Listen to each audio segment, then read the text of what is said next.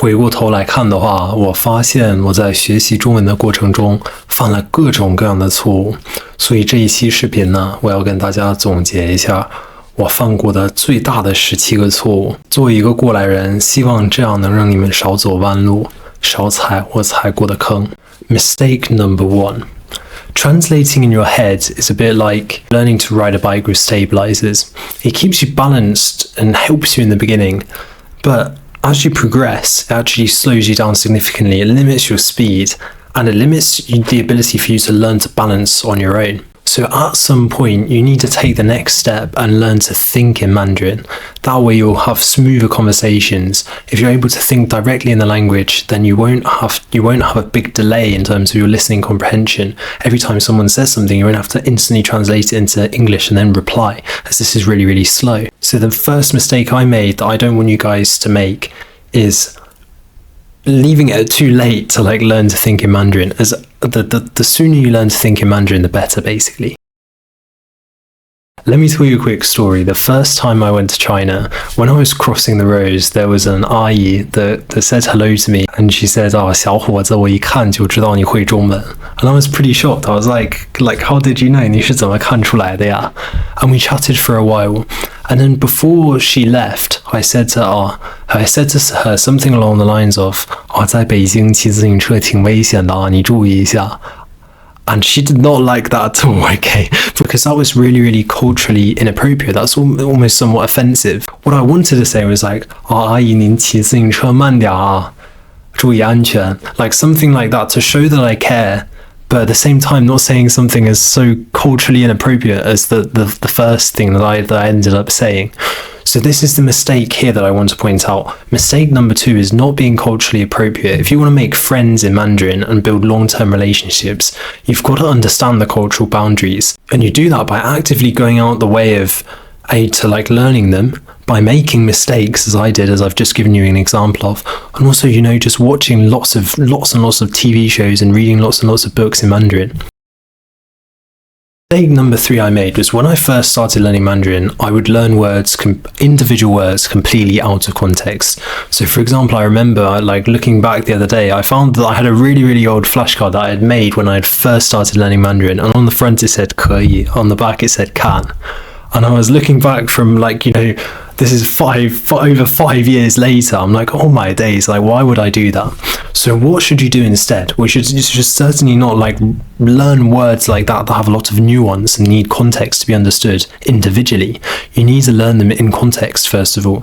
Secondly, it's very, very helpful to learn them in chunks. So these are short sentence patterns and phrases that what I call the real building blocks of the language. Now we'll go into detail in this regarding chunks and this mistake later in mistake number 11, so you have to bear with me for that one. But for now, if you want to get started with learning in chunks, I actually recommend going and checking out my free PDFs. There's a link in the description below that contain 30 sentence patterns that are really, really common that I really like, and also 50 sentence starters just to get you started to help you understand how to learn in chunks. Mistake number 4. When I first started learning Mandarin, my tones kind of sucked. I also sounded quite robotic. I would go on language exchange apps, I remember I downloaded Tandem, and I'd try and send voice messages to people on there and they wouldn't understand what I was saying. It was really, really embarrassing. I don't want you guys to have that experience. So I'd recommend the sooner you can start with tones and start, actually taking the time to understand them and imitate them lots. Originally in tone pairs, and then also at the whole entire sentence level as well, as we'll talk a little bit about later. Mistake number 5. After learning Mandarin for about 4 months, my listening sucked, even though my speaking was okay. So here's the thing. Those first 4 months, I had daily conversations with my friend Ryan, and that really helped with my speaking, getting used to the language, and I suppose to some extent getting a little bit of input at the right level of me from Ryan's speech back to me, right? But it was nowhere near enough. Here's the thing. I kind of wish that for those first 4 months, I'd also done an absolute ton of listening practice to things at the right level for me.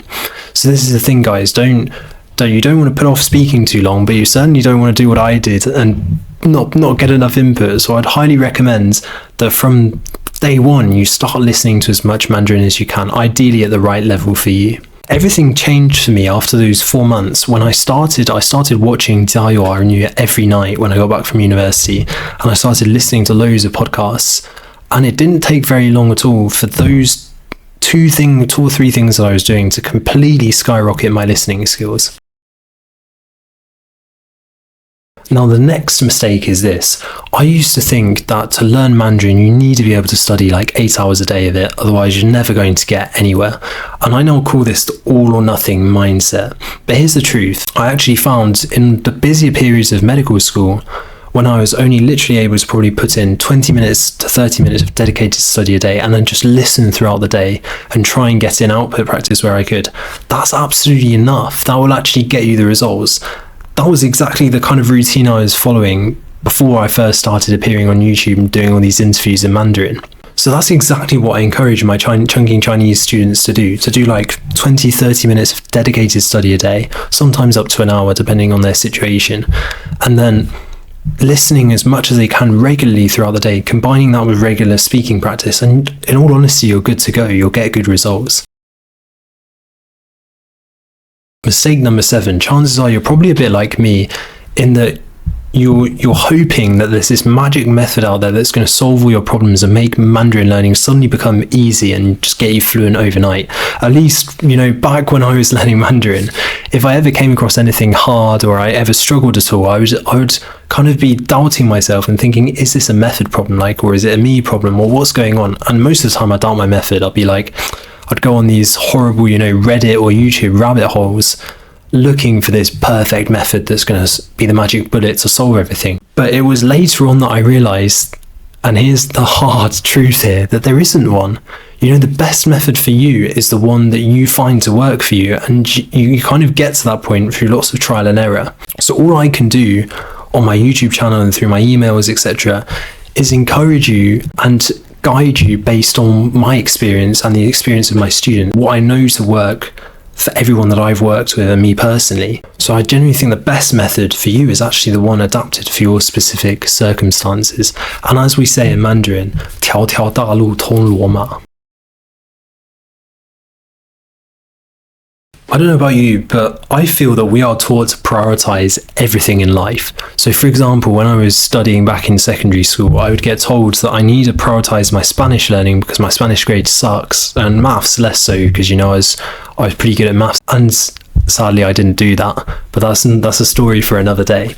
But why does no one ever tell us that about language learning? You see, if you go and crack open a Mandarin dictionary, you're probably going to find that there's like 20,000 characters. And if I try and roughly do the maths for how many chunks, sentence patterns, how many words there are to learn there, on my days, that's going to be over 100,000. And here's the thing, you shouldn't and you can't learn all of them. So what should you do? Well, this is the mistake that I used to make, and it took me a while to get to this point where I realized this, is that you should prioritize what you learn based on what you want to get out of learning Mandarin. If you want to have confident daily conversation, then you should be learning things specifically for that purpose. So that's because that was what my goal was, right? So when I would watch TV shows, when I would read books in Mandarin, rather than just trying to learn every single word in there and chucking it into Anki and drilling it and all the rest of it, I would only focus on things that I think I was going to use in conversation. And that act of prioritizing completely changed the way I learned Mandarin, and I trust it will do the same for you. So learn to prioritize what actually matters to you, what's interesting to you, and what's relevant to your life. Now, obviously, there are going to be some things that, no matter what, you're going to have to learn. For example, the basic building blocks of the language, as I said, sentence starters, sentence patterns, these kind of things. But very specific niche vocabulary, that's a different story. I know an awful lot of vocabulary around my PhD topic in Mandarin, but you certainly don't need to learn that. So it's that knowing that which words you should learn for you personally and are relevant and interesting to you, that's a really important skill to have. Next mistake is making absolutely terrible Anki flashcards, and trust me, I've made this one so many times. That's why I talk about it all the time on this channel. In fact, I actually recently did a video on the channel talking about 20 of the top mistakes that I've made with making Anki flashcards, so you guys don't have to. You don't have to go through the years of trial and error that I did to get to the point where I can use Anki quite well and make the most of it. What you can do is just take the shortcut and just copy my close deletion method that I kind of put all over this channel and use that, as I think for a lot of people that works quite well. All I have left from like my years of learning Mandarin is post 1 year will, if that makes any sense. So by a year, you know, I was speaking okay-ish Mandarin like on my YouTube channel, and by a year and a half I was doing interviews, and then by 2 years, you know, I went and did Mandarin competitions, etc. And I've only got recordings from that period of time. I don't have the build up to that. I don't have a good recording of my progress. That's completely like in the opposite of like a lot of my students who regularly, for example, like Kelly, she frequently records her progress. She regularly records her speaking practice sessions, so she can see session to session the difference, and focusing on those wins keeps her motivated. And also, like, it's good to have, you know, a track of your progress from all these videos. So that's something I regret that I didn't do enough of in my earlier stages of learning Mandarin, is actually recording your progress. So filming yourself speaking Mandarin regularly. Oh, and here's probably the biggest mistake of them all, as one would say. This mistake is not taking chunking seriously enough early enough. So I really think if you're an intermediate learner, then learning the basic building blocks of the language in terms of the way things are structured, the sentence patterns, and learning like almost templates that native speakers use and think in order to construct your sentences will make you get fluent so much faster.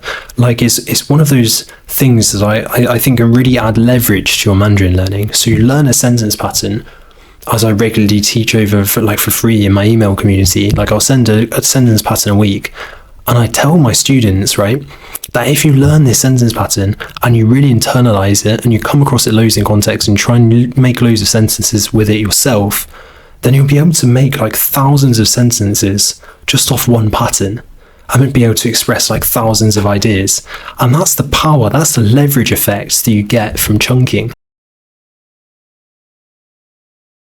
So I went from sounding like a complete robot in Mandarin to actually being complimented on how natural I sounded, and also on quite a few occasions actually being mistaken for a native speaker.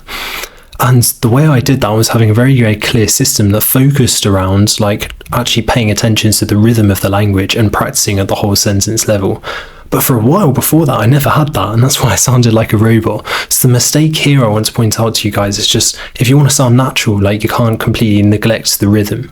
At some point, you've got to be starting to learn to imitate at the whole sentence level. And this leads me nicely on to the next mistake, which was I originally didn't have a system that very clearly connected pronunciation and rhythm practice with listening comprehension and also with retention, like having methods in place to actively make sure I'm not going to forget what I'm learning. But once I did have that system in place, that's when my speaking really started to take off. And that's exactly why now I take on students and I help them implement this exact system in place so they can get the huge benefits and speak Mandarin more confidently and naturally. So by the way, guys, if you are interested in that at all, I'd recommend checking out the second link in the description. So the next mistake is this, getting too arrogant. I don't know if you guys have seen the Dunning-Kruger curve before. There's a lot of research on this. It's very easy to overestimate your ability in something. And I went through a phase where I overestimated my ability in Mandarin, even though it probably wasn't, you know, as good as I thought it was. And part of the reason why is Chinese people are so lovely and they just complimented me all the time. And the second reason was because I hadn't yet learned the humility that comes with Chinese culture. The Chinese people are really, really humble people. And so when I learned that, I found that actually, one, the higher you get in terms of Mandarin ability, the more you like pick up your own mistakes and you realize how far you have to go, and you realize how many new words there are to learn and how much more there is left of this amazing language. And two, like the higher your kind of cultural understanding becomes, the more humble you become. So this is it. So you need to be humble in order to get good at Mandarin. So I would highly recommend, you know, staying humble and staying willing to learn, and that will take you a lot further. Now, the next one, I want you to bear with me. Here's the thing. When I first started doing YouTube, I just wanted to help everyone. Like, I made it really, really broad, and I was like, I'm going to try and, help all the Mandarin learners in the world. And I think I kind of did that to a tiny extent, in that, like, my story brought some inspiration. But later on, I realized there's a specific type of person that I wanted to help with this channel. And it changed the whole way I personally learned Mandarin, how I taught Mandarin, and also how I now make these YouTube videos. And it's this. Like, I realized I really, really want to help people who get stuck at the intermediate level in Mandarin and want to speak but can't. They don't speak Mandarin confidently and naturally. So now I focus all my time and attention on, like, helping that type of person. So if you're at the point with your Mandarin learning where you're like, I want to try and help others with this too, I'd actually encourage you to reflect, like, have a think, what kind of person do you really want to help? Like, where's your heart for this? And that's really, really important. And also, I want to tell you as well, there's a great benefit to teaching Mandarin, and that's, like, you actually learn so much from it as well. So I'd highly recommend doing it if you are at that point. The next mistake is not filming yourself in Mandarin enough. But I actually think recording videos in Mandarin has helped my conversational abilities massively. It's helped me express myself more concisely, be clearer and more logical in my Mandarin speech. So I would highly recommend, don't leave it as long as I did to, like, kind of wait until you start making Mandarin videos. You can make videos in Mandarin just for yourself, and you don't ever have to post them anywhere or show anyone. And from doing that, and I encourage my students to, because if you do that, that in itself is a really, really good practice in order to get good at speaking Mandarin. I used to force myself through things that I didn't enjoy in the language just because I thought, it was the right level for me. I thought it was what I should be doing. Like, these things were not keeping me engaged and I was not finding them interesting, but I forced myself through it anyway because I felt that that's what I should do with my time. Like, that was the productive thing to do. But here's the thing, guys, like, that's just going to make it an absolute slog. You've got to find things that you're interested in that will keep you addicted. Like, because if you find the right content for you, it will literally make you addicted to learning Mandarin, which obviously for the short term is quite a good thing. Like, it'll get you good at Mandarin very, very fast. So you'll find if you're using the wrong content, things that don't interest you at all, you won't really actually get that much from it. But if you start using the right stuff that keeps you interested and engaged, Mandarin goes from being a chore to something that you look forward to doing every day. But even if you are listening and reading to things that you really, really enjoy and you're finding really interesting, how on earth do you turn those books, videos, TV shows and podcasts into learning resources that will actually improve your speaking? Well, if you want some help on exactly how to do that, I'd recommend checking out this video next.